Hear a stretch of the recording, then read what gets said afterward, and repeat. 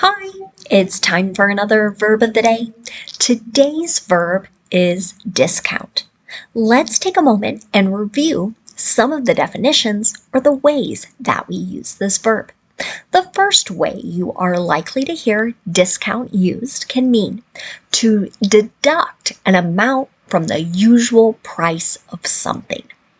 So sometimes stores or businesses will have certain specials where they're going to reduce what is considered the standard price. And that reduction or the deducting of an amount is our first definition of this verb. A second and related way to use discount can mean to reduce a product or service in price. So sometimes as certain items are trying to be cleared out, maybe they're no longer in season, a store may discount the price, reduce them in hopes that more people will buy them up more quickly. A third way you might hear discount used is a little more specific to investments. And specifically, if you work in finance, you might hear this term used with bonds. So that definition is to buy or sell something before its due date at less than its maturity value. So this definition is, again, really specific. If you work in or are very interested in investing money, then you might encounter this definition. But outside of that, it's a little less common to hear that definition. A fourth way you might encounter the verb discount can mean to regard someone or something as being unworthy of consideration because you find it lacks credibility. So you might think of this as kind of like not trusting something. For now, you should know that discount is a regular verb. To make the progressive form of this verb, all you need to do is add ing, and that forms discounting. Our past tense and participle forms of the verb can be made by adding ed. Now our base verb, discount, ends in a T sound. This means our ed ending is going to make an id sound, and we're going to add an extra syllable to the verb when we say it. The past tense and the participle forms of the verb should sound like this: discounted, discounted. Now, you might be very relieved to know no additional phrasal verbs for us to study today. So instead, we can move on and do a little verb tense practice with our verb of the day. Today, we're going to review how we make sentences in the present perfect and in the present progressive. We'll start with the present perfect. We can use this verb tense in a couple different situations. One situation might be with a completed action that has occurred at some unknown point in the past. Many times this is called the indefinite past tense. So we might not be sure, did that happen yesterday? Did it happen last month, last year? And it might not make a difference. Okay. Another time that we use the present perfect is to talk about an action that started in the past and continues into the present. When we make sentences in the present perfect, we're going to need two parts to our verb. Hopefully those two-letter P's, present perfect, can help you remember that. And we must pay attention to our subject. If the subject is I, you, we, or they, we'll use have and then the participle form the verb. But if the subject is he, she, or it, we'll use has and then the participle form of the verb.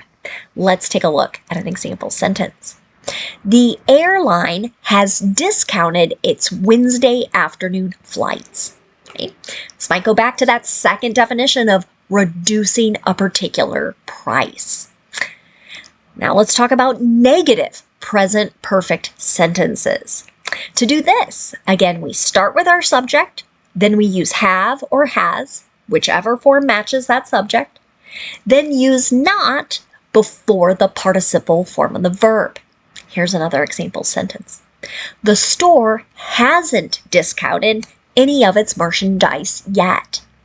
Here we might be talking about a store that's going out of business that will no longer operate. Many times when that happens or when that gets announced, stores really reduce their prices in hopes someone will buy all of these things so we don't have to worry about them, or maybe so we don't lose any more money. Now let's talk about making a yes or no question in the present perfect. To do this, I start with have or has, whichever form matches my subject, that subject comes next, and then I use the participle form of the verb. Here's another example. Have people ever discounted your contributions because of your gender or race? This question is going to go back to the fourth definition of the verb here, where we're not really trusting here, maybe someone's contribution, something they added, something they did. And unfortunately, many people have had this experience that they're treated differently or their contributions aren't valued as much because they're a woman or they're a person of color. Now, let's move on and talk a little bit about the present progressive. Okay? We use this verb tense to talk about actions that are happening now and to talk about actions that are in progress. Okay? Some teachers and textbooks call this the present continuous, and that's just fine. It means exactly the same thing. The reason I use the term present progressive with my students is that I like to try and help them remember 2 P's. Remember, you're going to need 2 parts to your verb. So here, our sentences are going to start with a subject, then we're going to use the present form of be that matches that subject, and then the ing form the verb. This means we really need to pay attention to our subjects. And if my subject is I'm going to use am, and then that ing form the verb. If the subject is you, we, or they, I'm going to use are, and then the ing form the verb. And finally, if my subject is he, she, or it, I'll use is, and then the ing form the verb. Let's take a look at an example sentence. Verizon is discounting YouTube Premium for certain customers for a limited time. I think you might hear things like this in advertisements, TV commercials, radio commercials, things of those natures, right? Where people are trying to get you to buy something because the price is lower. And usually that low price is only going to last a certain amount of time. And the idea is, again, it's encouraging you to buy. Now let's talk about negative present progressive sentences. Again, I pay attention to my subject. I use the form of be that matches it, then not, and then the ing form of the verb. Here's another example. Most schools aren't discounting tuition right now. Okay, so this might be talking about colleges and universities. There have been certain times where, in hopes of getting more students, right, they reduce that price in order to attract more people. But this sentence is saying this is not an action that is happening right now. Finally, let's talk about making a yes or no question in the present progressive. To do this, I start with my form of be, whichever form matches the subject. Subject comes next, and then we're going to have the ing form the verb. Here's my last example. Are grocers finally discounting the prices of thousands of food items? This is a question many people have been asking, especially as food prices have continued to rise throughout the United States. Now, some supermarkets or grocery stores are beginning to reduce or lower their prices. Now, let's take a moment and review some words that are related to our verb discount. And the first word we're going to talk about today is just the noun form of this word. The noun discount has the exact same spelling and the exact same pronunciation. When I use the word as a noun, I'm talking about a deduction from the usual cost of something. An example of how you might hear this used. Do you get a discount for purchasing 100? Sometimes if you purchase a certain quantity of things, right, the price might be reduced. Okay. Our next related word here is the adjective form of this word. So again, same spelling as our verb, same pronunciation as our verb. The adjective discount can be used a couple ways. One way is to talk about offering goods for sale at discounted or lower prices.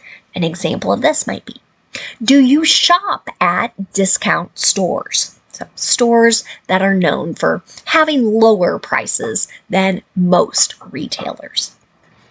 A second way to use the adjective discount is to describe something that is at a lower price than the usual one. So an example of this might be, we purchased some discount movie tickets. So this might mean if movie tickets are normally $10, right? Maybe we were able to buy these tickets for $8, right? So it's a lower price. Another word you might encounter is the noun discounter. Many times when we use this, we're referring to a large business. Many times it's a store that sells goods, but it could also offer services that are at less than what is considered a normal or usual price. An example of this. We have a lot of competition from discounters. So we're really referring to a group of businesses here. Thank you so much for watching today's video. I hope you have a great day.